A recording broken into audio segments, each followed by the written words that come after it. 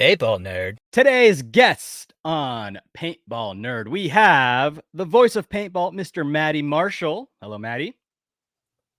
This is Isaac. I'm excited for this, bro. I'm excited to finally do the show. So I love what you've been doing. We also have we go way back. The greatest of all time, Mr. Ryan Greenspan. He's the co-host of the Spick Span Show. Hey, Ryan. Thanks, Isaac. Yes, sir. And then we have 7-time World Cup champion and the author of Paintball IQ. He's the most clutch player in the universe, Marcello Margott. It's Isaac. What intros, man. Nicely done. Mm-hmm. Thank you. Thank you. I think maybe I was a space late. I was actually going to give Marcello props, and I was going to say something like to the tune of, well, not for long, possibly. But damn. What does that mean? Damn. What does that mean? What does not for long mean? Well, I said possibly. Possibly. Maybe. Possibly. Could be. Possibly. A lot left to do. I think Ryan was surprised when he found out I was only 33. This was like a couple weeks ago. I thought you were 28. You're always complaining about how sore and tired everything hurts. You are. Yeah, you're like, Crampa. Oh, ow! I only have to go 10 more years to get what you guys are. Oh yeah. I don't know if I'm gonna make it a lot more. Wait till you sleep wrong. That's a joy. No, that is a funny thing. I know we want to stay on topic here, but real quick, like maybe 6 months ago, I woke up and slept weird, and I had a pinched nerve in my back for like a week from it. Welcome to the club, Marcelo. How did this happen? I was just sleeping, you know? Yeah, it's called age, buddy. Yeah, sleeping's a combat. Undefeated. Sleeping's a combat sport once you get over the age of 40, bro. Yeah. Well, speaking of sports, Matty, I wanted to ask you, because you were doing something for Paintball Fit, and you mentioned something powerful, and it was the 5 fingers of the sports marketing fist. Can you explain that to us? Well, yeah, sure. Just over the years, having been a giant fan of history, and we already bored Marcello, he's out. I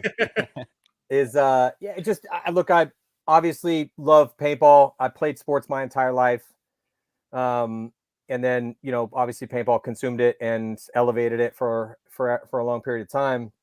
But also I like other sports, and history is fascinating to me. So as I kind of started looking at the history of just sport in general, it just became, and I remember one night I was watching Gangs in New York, and there's a scene where Bill the Butcher is talking about why they run the 5 points, and he names off each one of the streets that all come together to make the 5 points. And he's like, and these streets, they make a fist, and they basically, to make you fear us. And I was kind of thinking, man, there's just a lot of different concepts I've been looking at as far as different elements that need to be brought to light to make people care. The operative verb in that sentence is to make, because it's a conscious effort on the act of the creator to create something that is going to make people give a shit. And so it just I just started thinking about it a bit. And to me, I just took that into sports marketing. And I was like, all right, well, the 5 fingers of the sports marketing fist, and the elements that are, combined to be a force multiplier in their overall cumulative effect to punch you in the face to give a shit is heroes, history, the ongoing narrative, spectacle, and statistics. And all those elements kind of, form together like Voltron in order to become a powerful thing that will move out into the world to make people care. Because at the end of the day, that's the most important thing, so that's where that came from. Yeah. And it's interesting because I was Googling this before this talk, because I wasn't aware of something that you had came up with and coined. So heroes, history, narrative, expanding narrative, spectacle, and statistics. So Ryan, where do you feel like you fit in the sports marketing fist? I feel like I could fit in any of those. Marcello and I can both fit in either one of those, or any of those, or all of those categories combined, really. I mean, we are oftentimes the narrative, the spectacle, and the heroes of the story. Stat stacking, but on top of that, we have an ability to tell stories as well, with the platforms that we have. And obviously, as Isaac, both you and Matty were in our shoes.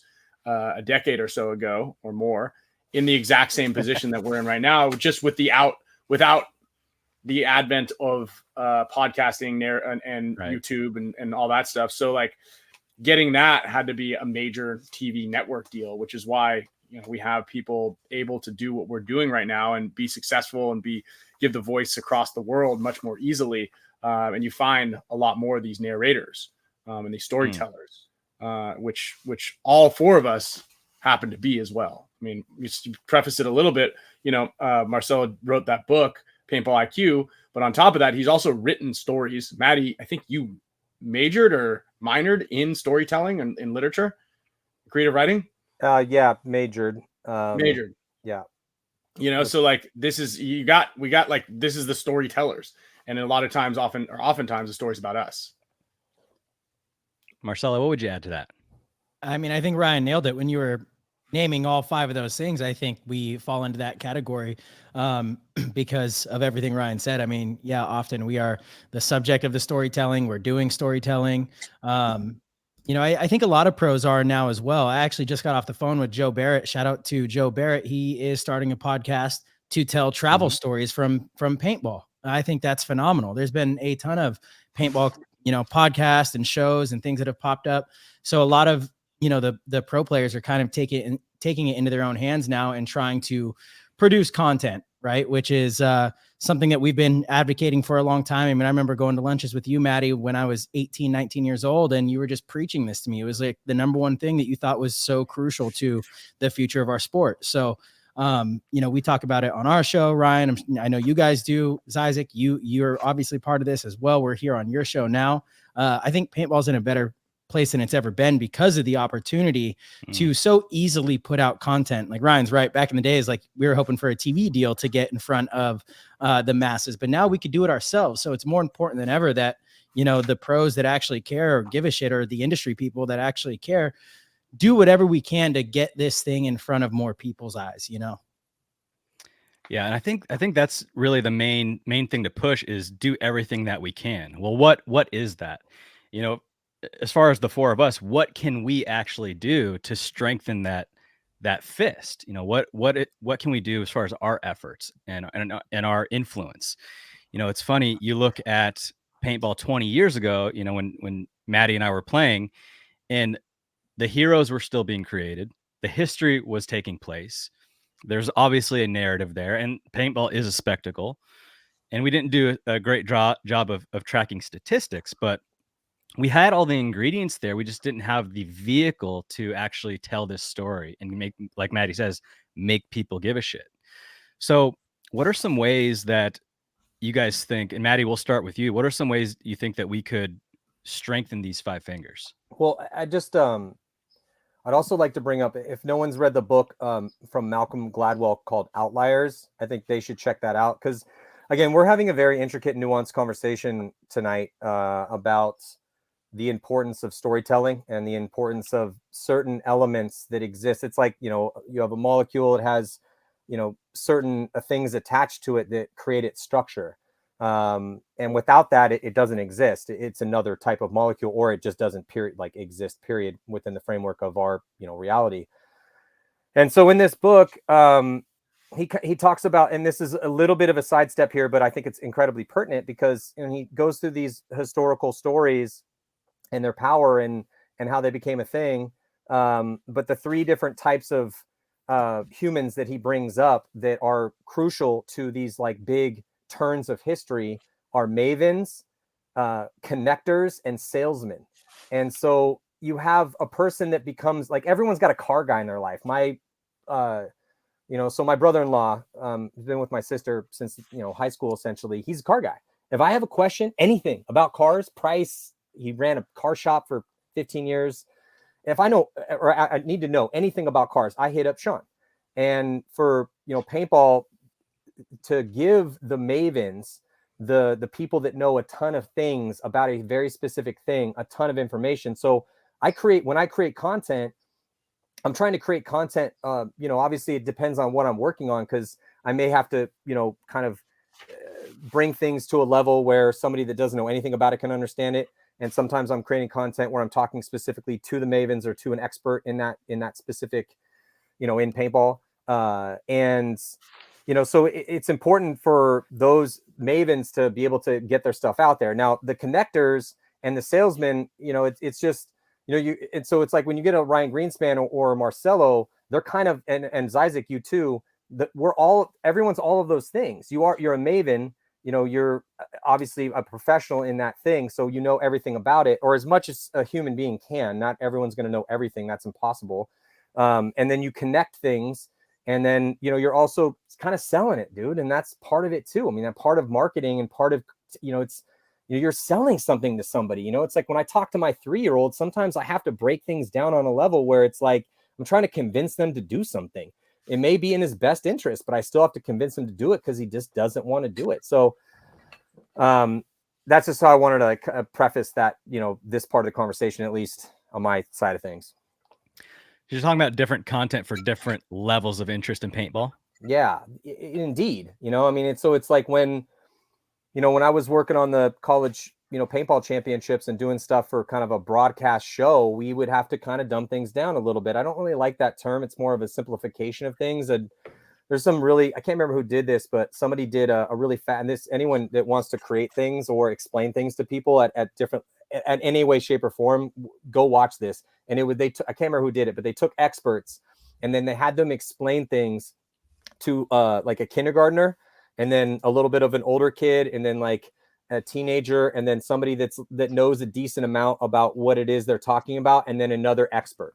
It was fascinating because they're talking about quantum physics to a 5-year-old is infinitely different than talking to quantum physics about, getting them excited about these concepts to somebody that's your peer, and to see that different level of types of content. So what I've loved about this new, I believe we're living a golden age of content right now. I think COVID really put a super boost into this, because if you're Marcello or you're Ryan, you're sitting around in COVID, it's like, well, what the hell are we going to do, dude? Like, we can't even play paintball events right now. Well, we got a lot of paintball stories and a lot of paintball knowledge. Let's give that to the world. It's always the world is asking from you, what do you have? Like, what do you have to give to me? Because I need something. The world always needs things. And if you can answer the question, well, here's what I have, and if enough people like that, and they think it's fascinating, interesting at whatever level, again, so many different tiers on this, so creating different types of tiers of content for different levels of appreciation is definitely absolutely, that's part of the map out of the maze. We're in this maze. No one knows the answer to this maze. Is like, how do we get, paintball to become bigger than it is? #grow the game. Well, the map out of the maze is, in my opinion, is to create different levels of content that can enliven a certain type of mind. But that's complicated and difficult. Yeah. I think the low-hanging fruit is the lifestyle that a professional paintball player gets to live. All the traveling that you guys do, all the fun that you have practicing playing paintball. I mean, what are you doing this weekend? Oh, I'm going to garage sale. So what are you doing this weekend? Oh, I'm practicing for my pro paintball team. That type of, that line of thinking is what gets people interested in paintball that may not be interested. Some of the I guess higher hanging fruit is like creating content for the rec ball player, like guys like us creating content that's going to appeal to the rec ball player. What is that? How do we answer that? Well, I think this is something that we've talked about on the show quite a bit, but I think it would be really valuable to have something at these paintball parks that at least show them the tournament side of things. I think many rec players that go once a year for a birthday or, every few months don't even really understand that there's a professional side to it. So they're not even aware of what we do. Whereas if there was some sort of, poster or video, or maybe Go Sports was playing, on a TV in the pro shop at these parks to showcase, and people go in and like, wait, what's that? Like we're in camouflage, we're having fun, but what's that? That looks like really intense. That looks like a sport, I think that would be a great way to, one, you would capture engagement, right? So what do we want? We want more people playing paintball. If these individuals are playing once a year, 2 or 3 times a year, well, if they see that video and decide to go and get involved in tournament paintball, they're going to be playing a lot more, right? So that to me is like an easy way an easy way. You know, most pro shops now, they do have TVs. I see it because we get tagged all the time where they're playing, you know, the Play the Game podcast or Spick and Span or Paintball Nerd, right? So it's possible, but I think there should be some sort of connection to from the rec player to the tournament side. Now, I know that doesn't quite answer the question of how do we appeal to just rec players. That's more trying to convert rec players into what we do, but I think that is probably what we want to do. Sure.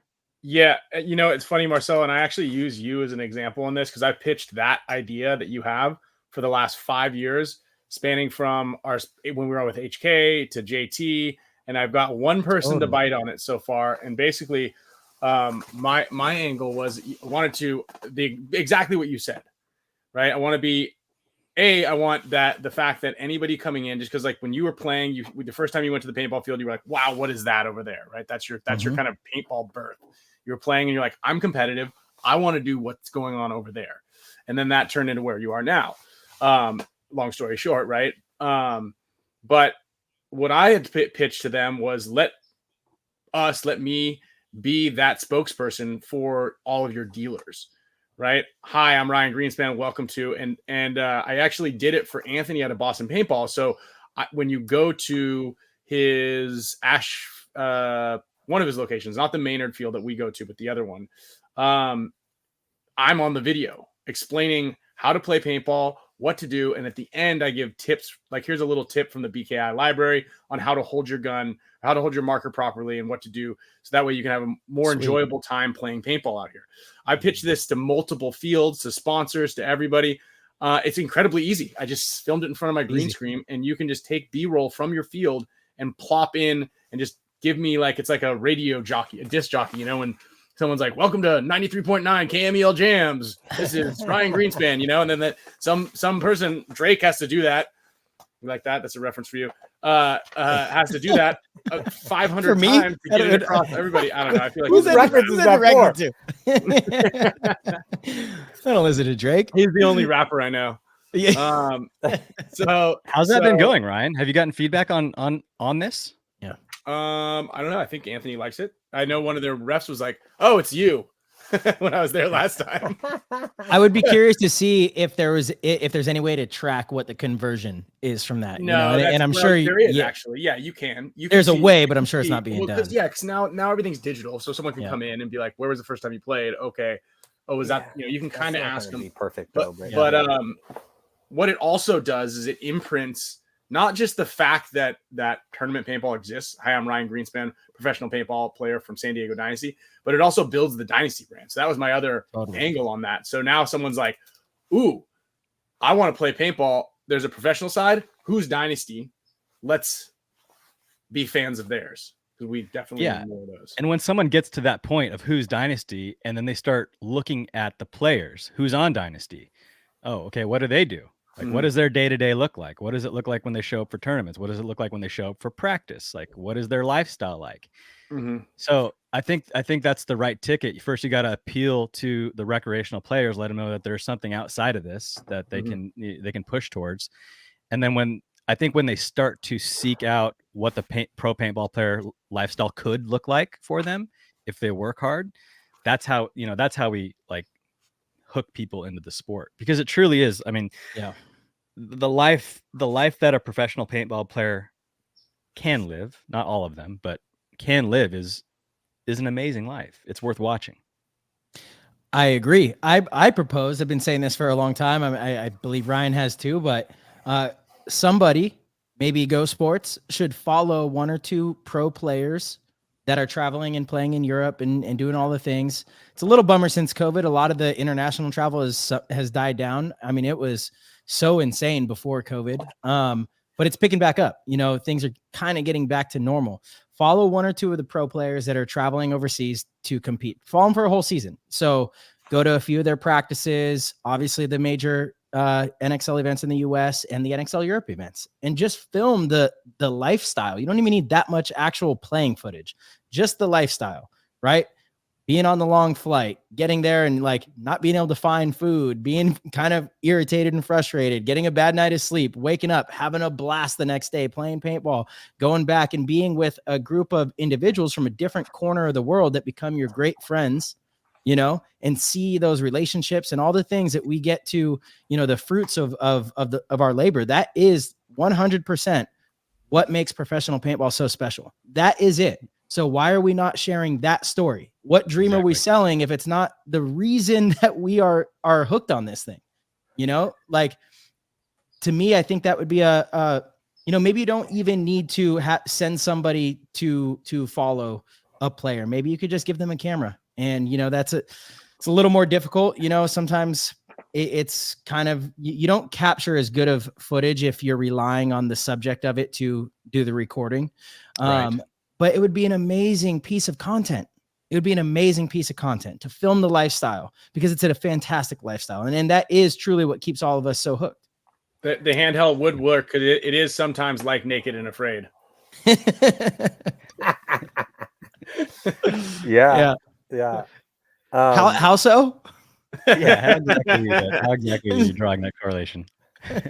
Yeah, break it down for us, Ryan. Oh, you've never heard the story about? I'll save it for. I'll go into it on Joe Barrett's podcast. But the story of the Turkish bathhouse massage with all. Yeah, well, we got to give Joe something good for his first couple podcasts, bro. You know, like yeah. Well, we'll hold off on that. We're not one. getting the story.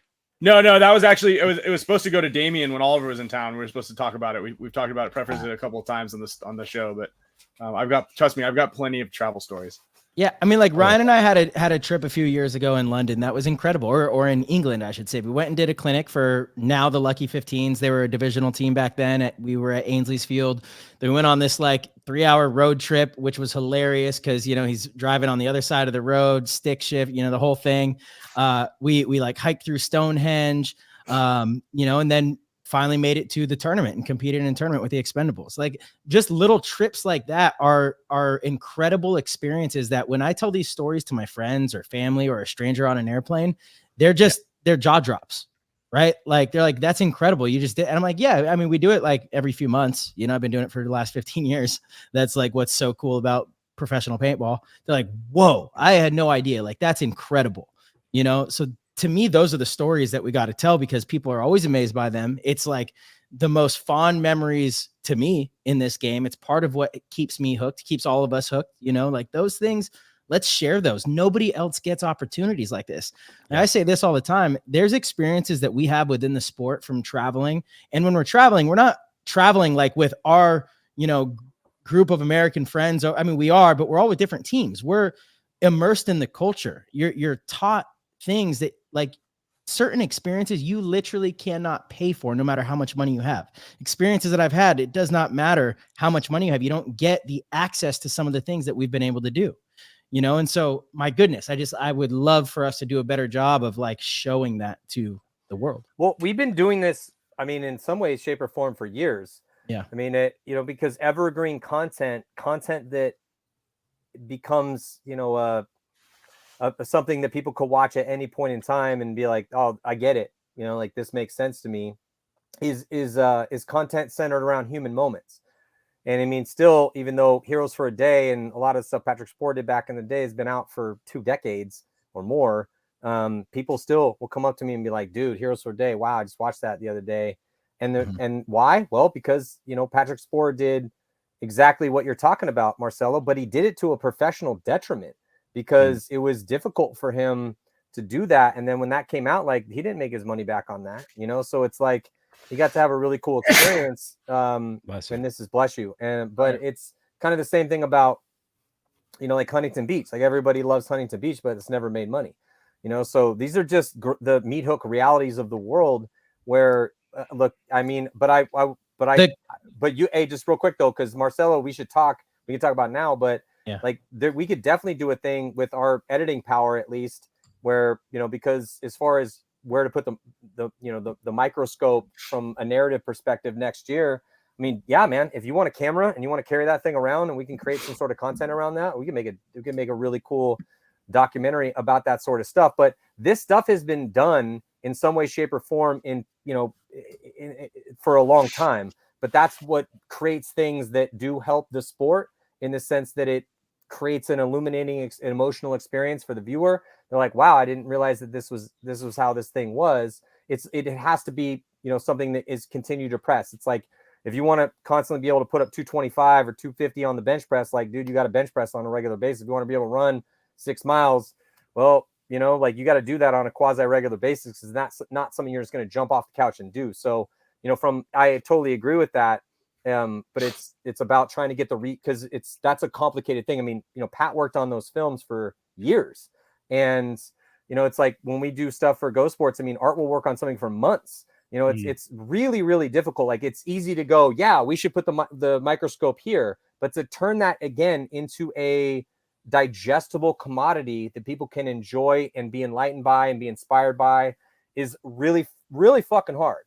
And costs a decent amount of money, so it's like that's just part of the reality.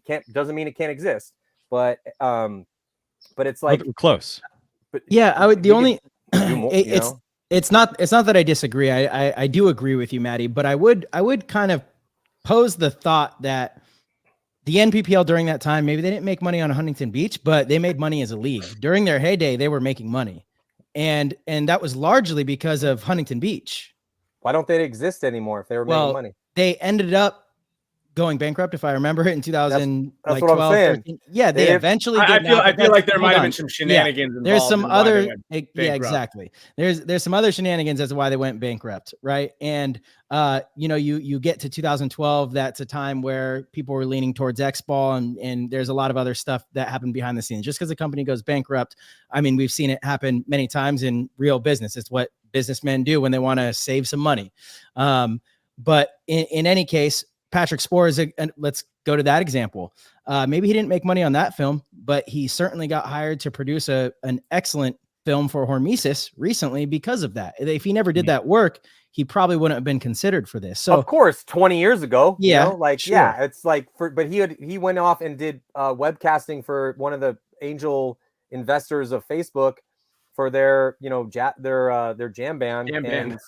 Which was awesome. And he's done, and that's not, I mean, he's done 150 things since then, in different instances. But dude, I'm with you, bro. Like, I've been saying the same thing forever. I mean, I'll tell anyone that has money, it's like every time that we have, like, in all these incarnations of whatever, Paintball Access, Go Sports, dude, I've been preaching this gospel forever, bro. It's like, I'm with you on that. Like, it's like, okay, we got our World Cup MVP. Like, this sounds like the basis for a dope documentary for 2024. Like, that's the type of, but this is how those creative discussions have. I mean, we haven't even had, we've had lunch and stuff and talked about stuff, but as far as, having a creative discussion about what we're trying to accomplish, I mean, it's like, first you have the idea, and then you go into, all right, well, how we pull this off and how does it be good? Because there's, pulling it off and it being evergreen content are two completely different things. Sure. It's a not a different conversation, because it's hundreds of conversations that make those things happen. But that's just kind of you want to build a road, man. Well, you got to clear cut it. You got to put all the pipes in. You got to lay the concrete, rebar, and you got to put good concrete in there. There's a lot of stuff that is kind of required to do that. It's not exciting. It's not of the five fingers of the sports marketing fist. Like, one of the things that doesn't exist in that is like all the behind the scenes shit. It's like that's just what people see. It's like, that's what needs to exist in order to make people care. How you pull all that stuff off. Again, we only got an hour here, so that's 20 or 32 minutes to go. But I mean, and look, you guys all have shows. We can have this could be an ongoing conversation, as it has been for a long period of time. Certainly. It has, we're always talking about, we talk about this off camera, we talk about it on camera. But as far as like what we need to create to make people care and how to make that actually happen, that's part of what we've been doing for a long period of time. I think we're close, guys. I mean, Matty, you talk about building this road and all the ingredients that are required to build that road. I think, where we want that road built, all the pieces to it are sitting right there, right? We just got to assemble them. Compiling the footage is not a challenge. Ryan, if you go through your phone right now and look at all the reels you have from every event that you went to, every piece of video, every photo that you have from every event that you went to this year, and every clinic that you did, that'd be a ton of content. Mm-hmm. I do agree that it's going to take an expert to compile this footage and make it into something that's evergreen content you can watch over and over and over again, but the content is there. So where I'm going at with this is Go Sports is intending to do this in 2024. Paintball nerd, I'm going to be going out to practices. I'm going to be going to a lot more events. I hadn't thought about following a single player around, but that's not a bad idea at all. I'd be happy to do that. And in the process of making content for whatever practice or event that I'll be going to, I'll have a piece of content that can be later used for a documentary or an awesome piece of evergreen content later on down the line. So we have the resources, right? We have all the content. We have the knowledge. We have the know-how in Go Sports to edit this content. So I think we may see something or some steps in the right direction towards this in 2024. Awesome. Well, with that, then what do you think as far as player experience is another important aspect here as well? I think that's something that's kind of often overlooked. Like, we want to make sure that we keep people engaged. That's what we're trying to do. But like, what about keeping people interested so there's still people showing up to the fields, to the events, to everything in between, so that way there's people to consume the content. Obviously, you don't have to play paintball to watch it. I have plenty of friends and fans, and we have people that come around that don't really play, and they're happy to come to World Cup and watch us. Still huge fans of the sport, but we need to keep fans engaged by actually having a good time playing. What do you think about that? I think that happens naturally. You just have to capture it. And I think there's a lot of it already captured in everyone's phones. It's just like I said, getting that content to someone in someone's hands that can actually make it into a piece of content that you can watch forever. It is another challenge. It's not a big challenge. It's just getting the guy, and I think Darren at Go Sports has the intention of doing just that in 2024. So, but it has to be done the right way. Capturing the happiness, the joy when you play. Nick Kakuza got an awesome Dynasty huddle, and Alex is talking about buying that child. Everyone see him. Everyone starts crying. It's a powerful piece of content. Maybe that's not so much enjoying paintball as it is something else, like the emotional side of it. I don't know. Yeah, but that type of stuff captures people's attention, and that's what's important. I mean, why do they care so much? None of us play football. All of us, well, maybe not Ryan, watch football. But played football. Yeah, I played once, like 6th grade. Doesn't really count, but I watch football all the time. And it's funny, people talk about, we need a format change, we need this, it's not viewable. I totally disagree. I think our format's excellent. We could probably make a few tweaks here and there, but I'll tell you what, I watch football. If the Titans and the Browns are playing, it's so boring to me. The game is so boring. I have no vested interest unless one of those players are on my fantasy football team. I don't care about the game.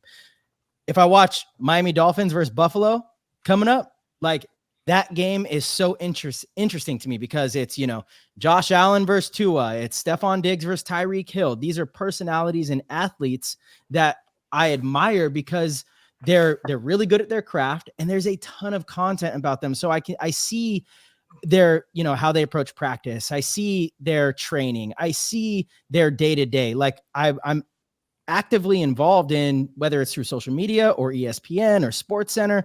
I'm continuously being like downloaded with reasons to give a shit about these good players.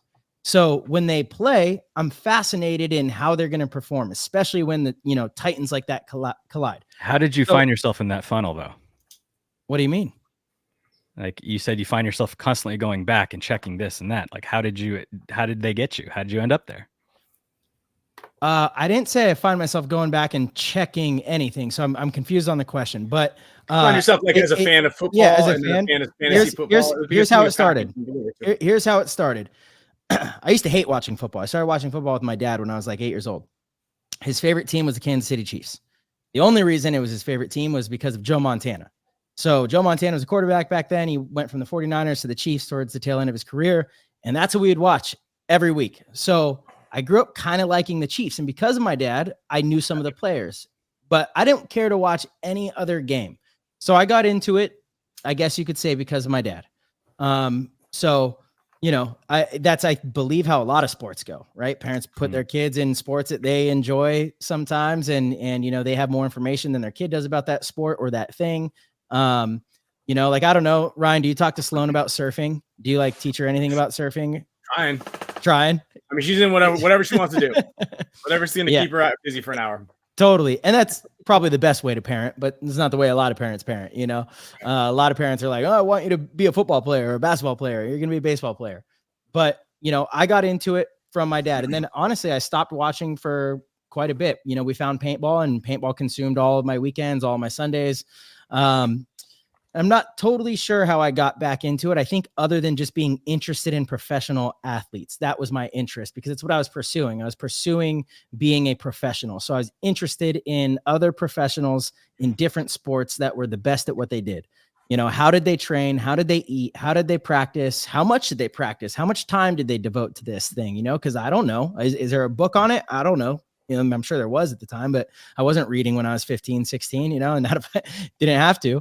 So, to me, that's, it just kind of naturally came to me that way because of my curiosity.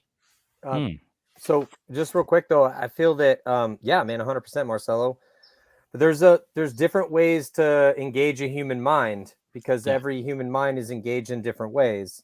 There's blocks of how you attract different types of humans' attention, but if you look at how important fantasy football has been for the continued success of the NFL, especially as the NFL has kind of really, brought down the offense or the defensive ability to, make plays. And, so it's not the football I grew up watching or played. When I played football in high school, the coach it was brutal. It was like, all right, you take the top of your head and you put that through the guy, and that's how you hit. And now they're teaching people to tackle completely different. And thank God, because, brain trauma is a real thing. The science behind that is relatively proven. But the visceral, like, violence of football, and with the Chargers leaving San Diego, I don't really watch football anymore because the game completely changed. And I played some fantasy, but every time I played fantasy, I was into it. So again, we're talking about, again, when we're having an intricate, nuanced conversation about what we need to create on our side of things in order to help move the bar, like move things forward. All right, bar's here. How do we move it here? And how do we increase people's attention? Well, having some sort of statistical metric that we could be capturing in order to, to kind of bookend the narrative element of it, because some people want to watch things for the drama and don't care about the stats as much. And some people love the stats, and that's, and they got a fantasy team on it. So they are kind of have to watch football because they want to beat their brother-in-law or, or whatever it may be, so, and so we still don't have some of the, so it's like, we can sit here and talk about the narrative side of things forever. And yeah, and that's cool. Again, we all have shows. We can continue this and this is going to be an ongoing conversation. The one thing paintball doesn't have is that, bless you, is that hook, is that, the statistical hook. Because totally. And this is a longer conversation. We don't have forever tonight. We can keep it going, different time, but we don't have that statistical hook. I can't sit here and compare Marcello and Ryan, or Marcello and Oliver and Ryan, or whatever, other than just wins, tournaments played, and my subjective knowledge of watching most of the paintball they've played. Like, that's it. And I also can't tell someone else to say, hey, well, there's a fantasy paintball league that you can, try to beat your friends at, and there's a prize, whatever it may be. There's that will be its whole thing once we can figure out how to do stats on a regular basis. So once we have stats, we are ready to go. We have the fantasy paintball platform locked and loaded, ready to go. We just need stats. And I think that would appeal to the mavens, right? That appeals to the people that are paintball nerds that like stats. Different types of mavens do. Yeah. Some mavens love the story. Some mavens love the stats. Most people are a mix of both. I like both, dude. I mean, I'm sending stuff about NFL, like Barry Sanders today. They were talking about how amazing Barry Sanders was. Sent, that to a couple people that love football. Tony Gwynn, I'm a Padres fan. I get 5 baseball statistic things a day from Matty. It's like, did you know Babe Ruth did this? I was like, I did not know that. That's because I'm trying to make you wake up to understand how dope baseball is. But I said, like, is that the big Gambino? Even, bro, I'm trying to help you out. You know what I'm saying? I still thinks I'll watch a game of baseball. I don't know. It's gonna happen one of these days. One of these days. You know, but anyway, whatever. You know what I'm saying? Like that, but the statistical, again, it's objective and subjective knowledge. Objective is, you know, Tony Gwynn faced 12 Hall of Fame pitchers in his life, enough in his career, enough times that he had an entire season, like 420 at bats, against just Hall of Famers, and he hit well over 300. And it's just like, wow, to hit 300. And so I'm talking about people that don't know baseball. Like, what the hell is Matty talking about? But if you know baseball and you're a maven of baseball and you know the stats, you're like, God damn, that's amazing, dude. That dude's a legend. Again, he's a hero. And then it's like, okay, you got a hero. Well, we're using, you know, his story, because he has a good story too. Died of cancer at a young age. And then you got, you know, the different, the ongoing narrative, which doesn't exist for him, but it did at the time and people recorded it. You can go back, watch that, whatever. It's like all these different things just stack up to create more gravity for people to give a shit, you know? So the one big glaring thing we're missing from paintball, I think if we were to put our focus on one thing that needs to exist moving forward, is definitely stats. You know, like that's the one thing that we don't have, because that just, it's like a nuclear bomb that we're not utilizing, that we just, because it's expensive and difficult and inaccurate a bit to categorize this, because paintball is a wild west type sport where, you know, it's not baseball, dude. Like, it's one pitcher and one batter. He does what he does, and then you figure it out. Like, paintball is much more complicated than that. Anyway, but that's a huge glaring, like, vortex of a black hole that's missing from what we're trying to achieve. Yeah, and that's not just what we're trying to achieve in media. It's actually helping legitimize the sport as a whole, is statistics. So yes, it definitely makes people give a shit, because you can talk about the numbers, but it's also like, we need that, right? We need that for paintball to get to the next level, to like legitimize our sport, and then you can start betting on it. People care more at that point. So we definitely need to get there. But as far as like the things that we don't have in media, in paintball media, that we should have, you know, Marcello mentioned something great with following around a player or two and like capturing the lifestyle. Does anyone else have any ideas of what type of content we could or should create that we don't currently see? Yeah, I think more stuff not at the field. Mm-hmm. Again, lifestyle stuff of like how people train, how people prepare. And I think, I forgot who brought it up actually on one of our shows. This is not my idea. I'm sorry, I don't remember who to give credit to, but it's like even following the players that have other jobs, you know, but then they go and compete at the NXL, this grand, like, imagine working a 9 to 5 during the week, you know, whatever you're doing. And then you go and you're this like kind of superstar at the World Cup.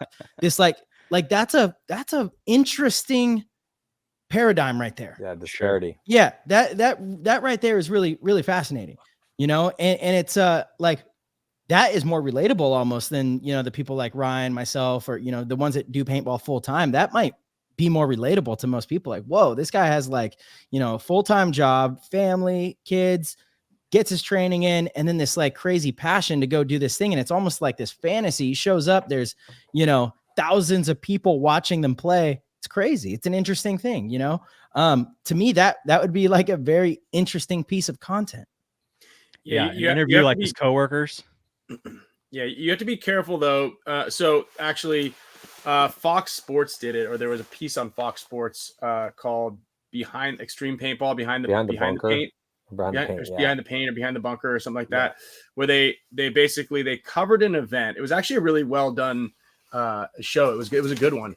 They covered an event. So I think it was like the Boston. There was a Boston and MPPL event, and over the course of the event, it was like a 7-episode series, and each episode would show a portion of the event, talk about it, like it was obviously all post-production, and then they would follow each player. They would follow a player. So I was on it one time. Alex Lundqvist was on it. Alex Fragi, you know, just kind of like follow that person and be like, okay, for today, we're going to show what Ryan Greenspan does on a normal basis. They just kind of followed me around doing bullshit. But there's a tricky position here. And I think that's pretty cool. You know, like I just use Trevor Reeser as an example. Like he like owns a towing business, you know, and like it's kind of an interesting kind of like that. I just know what he does, and I don't really know anybody else who has a real job off the top of my head. So Chris Shear would be a good one too. You know, he's a lawyer by day, and then you know an MVP Be a great one. player by night, or sorry, on the weekends. But He's a superhero. yeah, he's a superhero. But it's tricky though, because you got to make sure that the personality will carry the piece. Yeah, that's true for sure. You know, and it's like what are you gonna do with this person unless you're creating something? And that's another thing that we've done in the past as well. We shot like a teaser for WGN, where it was like it was a sizzle reel kind of thing where we like, all right, let's follow us around a little bit to the event, but then let's go do an activity. So you have to have something. They don't want to see somebody kind of like, all right, well, it's 8:00, I'm gonna go to bed. Like, well, they do though. Like the quarterback series on Netflix. I mean, Marcus Mariota, don't really care for as a QB. Kirk Cousins, never been a big fan of. And actually, I was less of a fan as an actual like quarterback after watching that. Let me interject real quick. There is a difference when they're rich. And this is important. This is important, right? And I got something for this too. Like Ultimate Fighter. I know you're going to say the Ultimate Fighter. They're not rich. I get it. But there is a huge prize at the end. There's got to be something at the end, because I don't want, okay, so say I'm working 9 to 5. And I'm like, paintball's my getaway on the weekend. I don't want to get, and TV's my other one. So we have TV to entertain me. I want to get away from this. I want to be intrigued. I want to learn. But I want to escape for just a moment of the clutter of my life for a second to listen to these 4 guys babble about what they should watch, or I want to watch The Golden Bachelor, or I want to watch something. But what's important here is it's kind of getting away. So I don't want to get away from my life by watching someone else being like, shit, he does the same thing I do. They don't though, because no matter what their 9 to 5 is, again, they have this like escape, this outlet that is what. Go ahead, Matty. No, Ryan's saying you got to find the right dude. Well, it's just you can have both, because the thing is that because you know, but the one of the most important things when you're dealing, if you're writing a book, whatever it may be, you're doing a movie, whatever, there's a show, everything, it's music, when people are singing, it's like there's an emotional honesty that has to exist in order to get people to give a shit. And so, even if those guys go to sleep at 8, if they had a vicious argument in their team meeting at 7:30, where they were like, dude, I want to beat this dude because he's not listening to me, and like I can't stand this guy, but we have to play on the same team together. The emotional honesty is one of the hardest things to ever get out of the paintball world, because no one wants to look like, you know, they're weak. No one wants to look like, you know, and so that's a big problem, because it's like if we actually sold something to, you know, whatever, a network or something, or if Netflix was like, hey, we want to come in and do this, or whatever it was, and we weren't able, so it's like, what do we got? You know, it's like, where's the drama? You know, like that's a question that doesn't matter what it is. Like if there's no drama, no one gives a shit. Like, that's what I'm saying. So you gotta be careful. But that's why when they're gonna do the Real World or one of these successful, like, not, I guess that thing's outdated, but like any of these dating shows where they put a bunch of yahoos on an island, they also put a bunch of booze out there, and then they put a bunch of other like things that can like get them in trouble, or there's gonna something's gonna create some sort of an issue. So that you have that. Yes, if there is, but you got to come to a dynasty meeting. That's what I'm saying. That's what I'm saying. What I'm saying, and Isaac, this is kind of, I think Matty, you and I agreed on this one, is you've got to get somebody that's going to either naturally be exciting to watch and does exciting stuff in their life, and then you have to create something that is going to cause some sort of drama. Like, you know, you put finding the right person, put a condom in your buddy's like wallet, and have his wife like open it up. You know what I mean? And then have the cameras roll. There we go. There you go. Do that. You know one. I mean? But if it's on day 5 of the shoot and you've got nothing to work with, guys, it already kind of exists. If I'll tell you what, look, Ryan, you know I love you. Marcello, you know I love you. We've spent a lot of time together, you know, but having talked to you guys, and like Ryan, I lived with you for 6 years. Marcel, I've known you since you were a kid, and you just become this amazing icon. It's unbelievable, your story, both you guys. But if I could have put a camera on what I've had to see personally, and then on your shoulders, You want to cook with some propane? You want to throw some fucking nuclear fire on people giving a shit? Okay, that would, I promise you, if people knew the true story between, you know, it's like how hard it's been, like, because you guys are both goats, you know, like, it's Yeah, like I wasn't using myself or Marcello as an example of who's not exciting. whatever. But the point is He was that volunteering. I'm just saying that He's it's like, volunteering. that's the type of shit that if we really truly want the regular fucking world to care about what it is that we do, because when we throw the paintball on and we're fucking playing war, and it's, you know, again, we don't necessarily have to change the format. We're always, and I have some before we sign off, I'd like to talk about the format conversation, but the point is that there is enough drama there. What's needed is an honest intention to display that drama, you know, and it doesn't have to be you two, because that exists on every goddamn team that is in the pro league and every single team down the divisions in spades. Like, the drama is there. It's just, are the people willing? It's like when we had Heroes for a Day. I told a fucking story a bunch of times. I'm gonna tell it again because it's important to talk about right now with what we're talking about. And I love Nicky Cuba, but when we showed him the rough cut of Heroes for a Day and he was crying in that hotel room, he did not want his weakness shown. He said, Matty, when we drove home from that, we went to Patrick Spore's house. He watched that moment. He was quiet about it. He's like, yeah, it's cool. And then we drove home. He's like, I don't want that in the documentary. And I was like, Nicky, I promise you, bro, you become the hero at the end of this. You are the hero for the day. You go from being the dude we can't count on to being one of the most clutch guys in the entire league. And the change, any movie, any novel, there's an arc. There's a character arc where the main character gets into some shit and he has to change, or she has to change. And that change creates the entire drama of the fucking novel. And I was like, Nicky, this whole thing hinges, the way we've cut it, on this. And you become the hero in the end. You're the hero for the day. And he went on to become the most clutch guy for the Ironman. They won world championships. So he completely changed who he was as a paintball player based on his experience on Excessive. People saw that. That's why it's evergreen, is because the emotional experience is there. Anyone can see that and go, holy shit. I don't care it doesn't matter if I speak English, I can, and I'm a human being. I understand this person's, you know, journey and how it changed. And so just having emotionally honest moments for the teams and the players out there is crucial, because so many, and you know, again, tip a hat in respect to Nicky, because he was like, all right, cool. You know, let's do it. And then sure enough, I'm sure if Nicky went to a paintball tournament, someone would walk up to him and be like, bro, Heroes for a Day, dude. That was one of the most amazing things I've ever seen in my life. And that was awesome. And, you know, like, what an amazing story you had, you know? And so, and so many of these stories have existed in the darkness.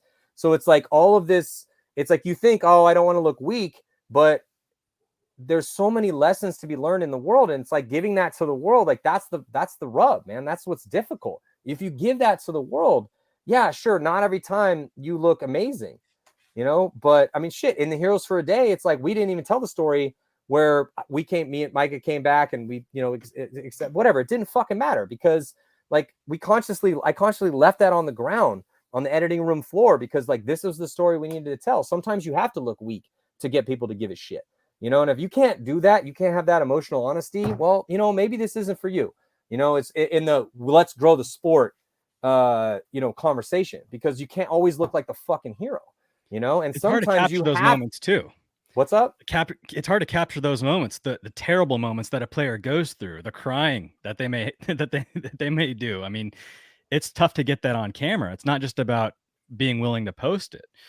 But I think Matty, you're absolutely right. Like, we need the emotional side of paintball. We need to show that it's not just all about flossing. I'm a pro paintballer. Look how great my life is. Here's the bad side of it as well. So yeah, I think that's all tough of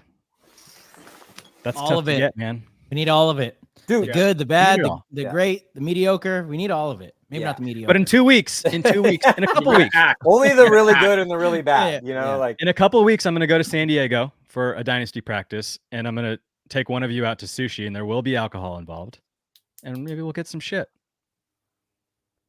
You got to spray. You got to get like a little, like one of those little misters. Put a little bit of that pepper spray stuff in it. Then have a friend text something that like has to be on your side. Horrible happened. Spray a little of that spray in, and then capture the reaction. You're going the opposite direction, Ryan. We're No, talking about just in genuine case. emotion I'm here. just saying it's a backup. Whatever is a backup. Listen, you always have a plan, right? You always got to have you got the main shoot, but you got to always have a secondary shoot. Otherwise, you spend all this time. I'll bring the pepper It just spray. doesn't work, So you got to get some tears somehow, man. Just have it in the back pocket. Smart. That's high level. It is, man. You just got to sometimes you got to somebody on you're interviewing somebody and you're like, come on, you just got to get this out of them. There's got to be something. I just spent a lot of time doing this. It's not happening. Ryan, you got to like, what can we expect to see on the Spick and Span Show for 2024? We just keep it pretty tight-lipped, actually. They don't know yet. Problem. That's the problem. Drinking, giving away stuff. We're not the ones who drink. Actually, Alex, you could probably almost guarantee that Alex will be on the show drinking at least once a month. That's funny. I actually took some notes today because I wanted to do a year in review at the last episode, but it was day before Christmas or day after Christmas, and we were just kind of busy with other stuff. But I think just kind of a couple more, more fan and sponsor interactive stuff, like kind of getting some of the more engaged fans to kind of like be able to put in like a fan requested comment topic, something like that. Try to get them a little bit more involved in it. Not going to start a Discord though, because I don't know what that is or how it is, and I'm tired of learning new software and things. There's something. I'm just going to keep with what I have, which is a camera filming another camera screen. And that's how I'm going to keep this 4-system person situation looks great, but it's just I don't need to learn how to use another thing. Are you going to upgrade Doghouse Studios? Everyone wants to know, including no. I might clean some stuff up because I've got a lot of mosquitoes in here, so I need to figure out where they're coming out of. So I might have to like tidy some things up. Matty, he's already upgraded. He went from upstairs to downstairs. This is the upgrade, Matt. This is the upgrade. Yeah. This has got you got a bathroom that you can use right there. Marcello, looks like the bathroom from Desperado. Yeah. Marcello, what's happening for 2024 for Play the Game podcast? Well, I think a lot of it's already in motion, but we decided a few months ago that we wanted to really attack the social media side.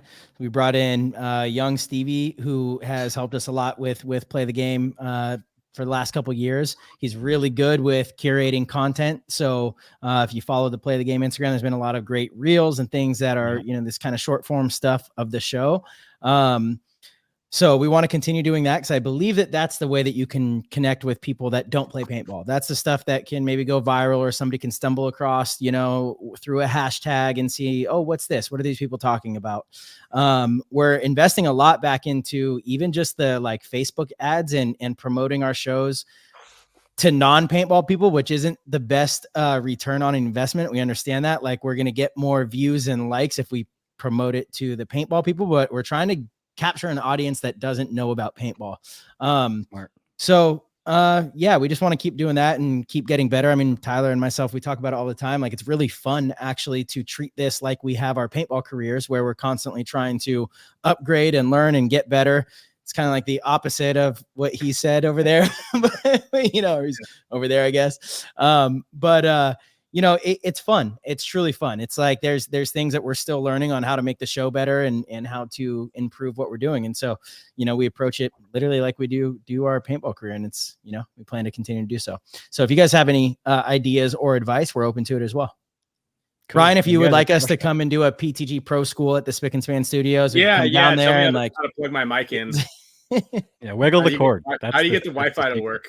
No, but again, we were talking about this. Like you need to have both ends of the spectrum. You need to have like the really good and the really bad. It's like so important for both of us to exist. I didn't say which one is good or bad. That's that's a given. So Paintball Nerd is going to be a lot more events this season, 2024, and Sweet.